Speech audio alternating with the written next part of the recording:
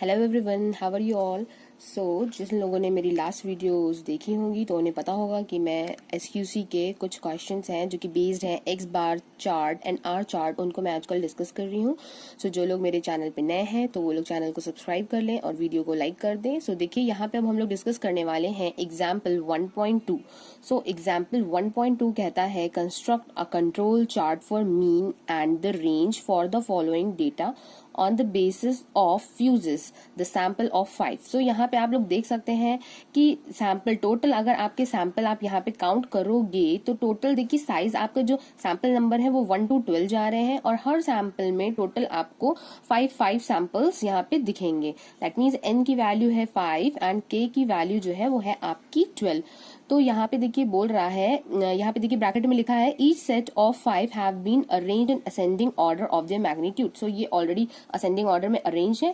फिर बोल रहा है आपसे comment on whether the production seems to be under control, कि क्या प्रोडक्शन आपका कंट्रोल में है या नहीं है, तो आपको ये चीज बतानी है। तो देखिए सबसे पहला काम हम ये कर लेंगे कि जो भी हमारे सैंपल्स हैं सबसे पहले उनको देखिए हमने एक टेबल में अरेंज कर लिया है। तो सैंपल नंबर देखिए 1 to 12 जा रहे हैं, तो जो भी टोटल हमारे ऑब्जर्वेशन थे फर्स्ट सैंपल के वो हमने उसके करस्पॉन्ड लिख लिए हैं। जो सेकंड सैंपल था उसके जो भी ऑब्जर्वेशन थे वो उसके करस्पॉन्ड लिख लिए हैं। ऐसे ही सिमिलरली जो भी हमारा 12th सैंपल नंबर था उसके जो ऑब्जर्वेशन थे हमने देखिए उसके करस्पॉन्ड लिख लिए हैं। तो अब देखिए यहाँ पे हमें स्टेट ऑफ कंट्रोल के बारे में कमेंट करना है। तो इसका मतलब हमें X bar chart and R chart दोनों की ही upper control limit and lower control limit निकालनी पड़ेगी। तो अगर जिन लोगों ने लास्ट वीडियो देखी है तो वो सेम प्रोसीजर ऐसा ही हम लोग इसमें भी यूज करने वाले हैं। तो देखिए सबसे पहला काम हमें करना है कि हमें सबसे पहले तो फॉर्मूला पता होना चाहिए। तो देखिए अगर हमें फॉर्मूला पता है तो डायरेक्टली हम वैल्यूज को कैलकुलेट कर सकते हैं। अब यहाँ पे आप लोगों को एक चीज ये ध्यान देने वाली है कि जो हमारी लास्ट वीडियो थी उसमें हम लोगों ने डिस्कस किया था एग्जाम्पल 1.1, तो उसमें हमें कुछ कॉन्स्टेंट थे लाइक D2 एंड D3, उनकी वैल्यू जो है हमें क्वेश्चंस में गिवन थी। बट इस क्वेश्चन में हमें ऐसी कोई भी वैल्यू नहीं गिवन है, तो हम सपोज करके चलते हैं कि जो हमारे हम लोगों ने फाइनल फॉर्मूलाज जो ड्राइव किए थे एक्स बार चार्ट और आर चार्ट के लिए उनका ही हम यूज करेंगे। तो मैं यहाँ आपको डायरेक्टली लिख के बता दे रही हूँ कि जो हमारी अपर कंट्रोल लिमिट थी, अपर control limit for X bar chart, उसकी जो वैल्यू थी होती है x double bar plus A2 are बार, जहाँ पे एक्स डबल बार आपका मीन ऑफ मीन्स है एंड यहाँ पे जो आपका आर बार है या ये जो आप रेंज निकालेंगे ये उसका मीन है। तो ये आ जाती है हमारी अपर कंट्रोल लिमिट। देन जो हमारी सेंट्रल लाइन होती है एक्स बार की उसकी वैल्यू होती है एक्स डबल बार, और जो हमारी लोअर कंट्रोल लिमिट है एक्स बार की उसकी वैल्यू सेम होती है अपर कंट्रोल लिमिट के जैसी, बट उसमें यहाँ पे बीच में माइनस का साइन आ जाता है। तो देखिए ये है हमारी limits for control chart for X bar. अब देखिए ऐसे ही अगर आर चार्ट की हम लोग फाइंड करेंगे तो अपर कंट्रोल लिमिट जो आर चार्ट की होती है वो होती है D4 आर बार। अगर हमें स्मॉल D2 D3 के फॉर्म में होता तो हम दूसरा फॉर्मूला लिखते हैं। अब देखिए यहाँ पे सेंट्रल लाइन जो है आर चार्ट के लिए उसकी जो वैल्यू है यहाँ पे वो हम देखेंगे क्या निकलती है। तो उसका फॉर्मूला जो होता है वो D3 आर बार होता है।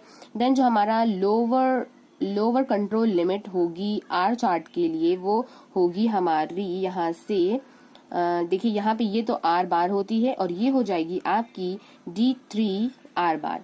तो यहाँ पे ये मैंने इसकी सारी वैल्यूज लिख दी। अब इन वैल्यूज के करस्पॉन्ड देखिए हमें सबसे पहले तो चाहिए है x double bar and are बार की वैल्यू चाहिए। तो देखिए अब यहाँ से आप लोग फोटो में देख सकते हैं कि देखिए सबसे पहला तो काम हम ये करेंगे, हमें यहाँ पे ऑब्जर्वेशंस गिवन है, बट लास्ट वीडियो जो हमारी थी उसमें हम लोगों को डायरेक्टली मीन्स गिवन थे। हर सैंपल साइज के जो मीन थे वो हमें गिवन थे एंड रेंज भी गिवन थी, बट यहाँ पे हमें सबका मीन निकालना पड़ेगा एंड सबका रेंज निकालना पड़ेगा। तो देखिए सबसे पहले तो मीन के लिए हम लोगों ने यहाँ पे सबकी टोटल वैल्यूज निकालनी है। अब आपको पता है कि इसका मीन निकालने के लिए हमें इसको 5 से डिवाइड करना पड़ेगा। इस वजह से हम लोगों ने 347 को जब 5 से डिवाइड किया तो हमारी ये वैल्यूज आ गई। तो यहाँ पे जितने भी टोटल्स गिवन है इन सभी को हमने 5 से जब डिवाइड किया तो हमारी ये वैल्यूज आ गई हैं। तो ये हमारा सैंपल मीन हमें मिल गया है। अब देखिए ये सैंपल मीन हमें मिल चुका है एंड यहाँ पे देखिए सैंपल रेंज निकालनी है। तो रेंज आप लोगों को पता है जो हमारा हाईएस्ट ऑब्जर्वेशन होता है, इसका मतलब कि जो हमारा 87 है वो हमारा सबसे बिगेस्ट वैल्यू है और सबसे स्मॉलेस्ट वैल्यू है 42। तो हम इन दोनों को सब्ट्रैक्ट कर देंगे और हमारी वैल्यू आ जाएगी 45। तो सिमिलरली हम सबकी रेंज यहाँ से जितने भी हमारे पास सैंपल ऑब्जर्वेशन गिवन है इन सभी की हम लोग रेंज निकालेंगे। तो देखिए ये हमारी रेंजेस आ गई है और ये हमने निकाल लिया है मीन। तो अब देखिए ये जो ऑब्जर्वेशन आए हैं हमारी जो मीन आए हैं टोटल 12 सैंपल्स की, इनका भी हम मीन निकाल देंगे तो हमें एक्स डबल बार की वैल्यू मिल जाएगी। तो यहाँ पे आप लोग देख सकते हैं ये है हमारा एक्स डबल बार। तो एक्स डबल बार है ये हमारा। तो देखिए यहाँ पे हम टोटल 12 जो मीन्स निकाले हैं उनका सम कर देंगे।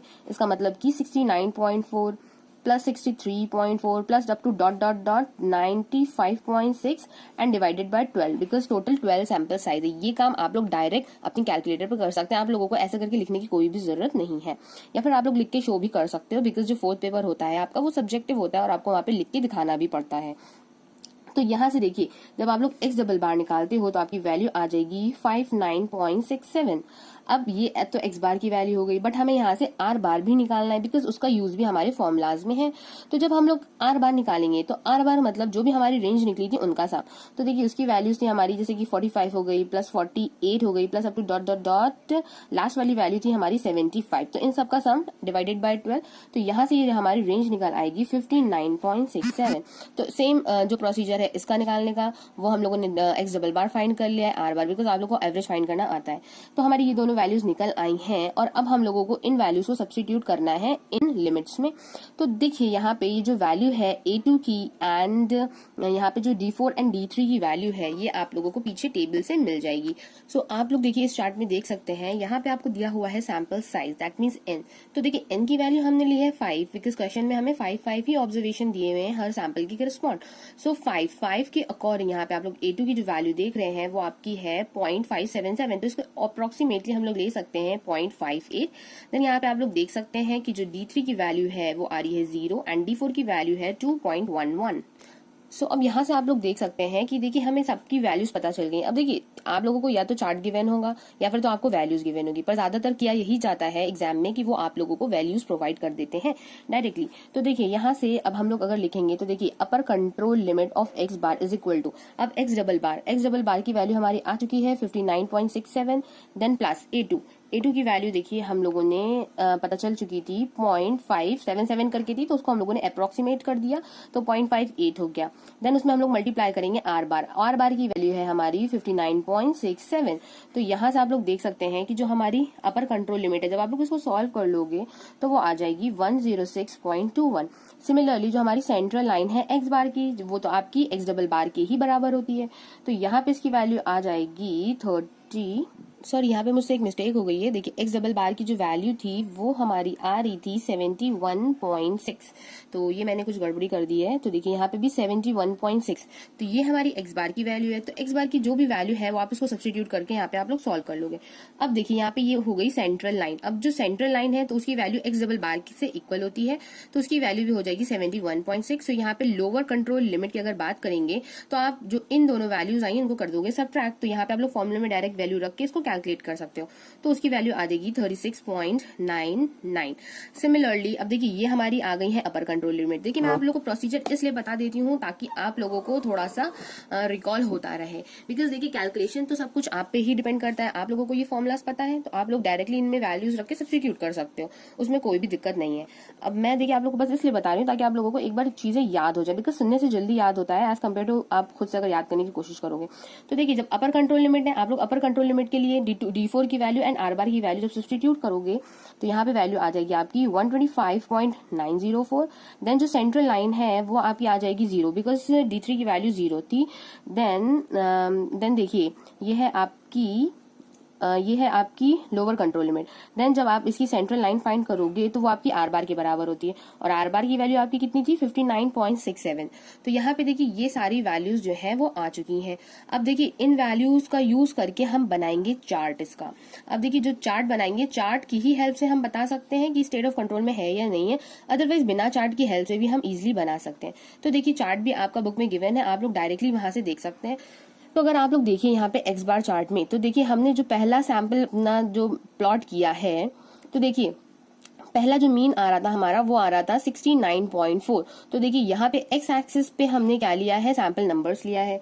जो हमारा वाई एक्सिस पे है उस पे हमने सैंपल मीन लिया है। तो पहला देखिए 69.4 है, तो वो फर्स्ट सैंपल जो है वो 70 से थोड़ा सा नीचे हम लोगों ने प्लॉट कर दिया है। अब देखिए सेकंड मीन आया था हमारा 63.4, तो उसको भी देखिए उसी के आसपास पे प्लॉट किया है। फिर देखिए हमारा 57 है, देन उसके बाद 64 है। अब इसी तरह से जो लास्ट सैंपल है हमारा 95.6, तो देखिए 95.6 वाला जो सैंपल है वो हमारा अपर कंट्रोल लिमिट से थोड़ा सा नीचे प्लॉट हुआ है। तो देखिए इस चार्ट पे जो जो पॉइंट्स है वो सब तो प्लॉट कर दिए, बट आपको यहाँ से दिख रहा होगा कि यहाँ पे 2 पॉइंट्स जो है वो आपके अपर कंट्रोल लिमिट के बाहर है और एक पॉइंट जो है वो आपका लोअर कंट्रोल लिमिट से बाहर हो चुका है। तो आप लोग यहाँ से देख सकते हैं कि जो सैंपल साइज 10 का जो हम लोगों ने मीन निकाला था वो था 112.4, जो कि 110 से ग्रेटर है, तो इसलिए ये पॉइंट आउट हो जाता है। और आप एक सैंपल नंबर 8 देख सकते हैं, तो वो आपका देखिए लोअर कंट्रोल लिमिट है, उससे भी कम है। इसका मतलब ये दो जो सैंपल्स हैं ये क्राइटेरिया को फॉलो नहीं कर रहे हैं। इसका मतलब जो एक्स बार चार्ट है हमारा वो हमारा कंट्रोल में नहीं है। अब देखिए वहीं अगर आप आर चार्ट को प्लॉट करते हो तो सारे ही पॉइंट आपके जो लिमिट्स हैं उनके अंदर ही फॉल कर रहे हैं। तो यहाँ से आप लोग देख के ये बोल सकते हो कि आर चार्ट तो कंट्रोल में है but x bar chart control में नहीं है। तो ओवरऑल हम ये कह सकते हैं कि जो हमारा प्रोडक्शन प्रोसेस है वो कंट्रोल में नहीं है। तो यहाँ पे देखिए एक पॉइंट और आपको थोड़ा सा ध्यान में रखने वाला है, और वो ये है कि जो आर चार्ट होता है वो आपका क्वालिटी ऑफ डिस्पोजन को रिप्रेजेंट करता है। तो माना यही जाता है कि अगर आपकी जो क्वालिटी ऑफ डिस्पोजन है अगर वो आपका मेंटेन्ड है, वो आपका कंट्रोल में है, उसके बाद ही आपको एक्स बार चार्ट को ड्रॉ करना चाहिए। अदरवाइज आप लोगों को एक्स बार को ड्रॉ नहीं करना चाहिए। देखिए अगर आप लोगों का आर चार्ट आप लोग ड्रॉ करते हो और आर चार्ट आपका कंट्रोल में आ जाता है, इसका मतलब तब आप लोग एक्स बार चार्ट को ड्रॉ करोगे। अगर आप लोग आर चार्ट को ड्रॉ करते हो वो आपका आउट ऑफ कंट्रोल जाता है तो आप लोग एक्स बार चार्ट को ड्रॉ नहीं करोगे, ना ही आप उस पर अपना टाइम वेस्ट करोगे। अगर R chart out of control में है दैट मीन्स हमें कोई भी जरूरत नहीं है कि हम एक्स बार चार्ट को ड्रॉ करें। तो सबसे पहले यही प्रेफर किया जाता है कि हम लोग आर चार्ट को ड्रॉ करें, ना कि एक्स बार चार्ट को। तो ये जो पॉइंट है ये आप लोगों को याद रखना है एग्जाम के लिए। सो आई होप कि आज का जो लेक्चर है वो आप लोगों को समझ में आया होगा, और अगर समझ में आया हो तो मुझे कॉमेंट बॉक्स में कॉमेंट करके जरूर बताइएगा। और जिन लोगों ने मेरी वीडियो को लाइक नहीं किया है वो लोग वीडियो को लाइक कर दें और चैनल को सब्सक्राइब भी कर दें। तो thank you for watching my video. Have a nice day.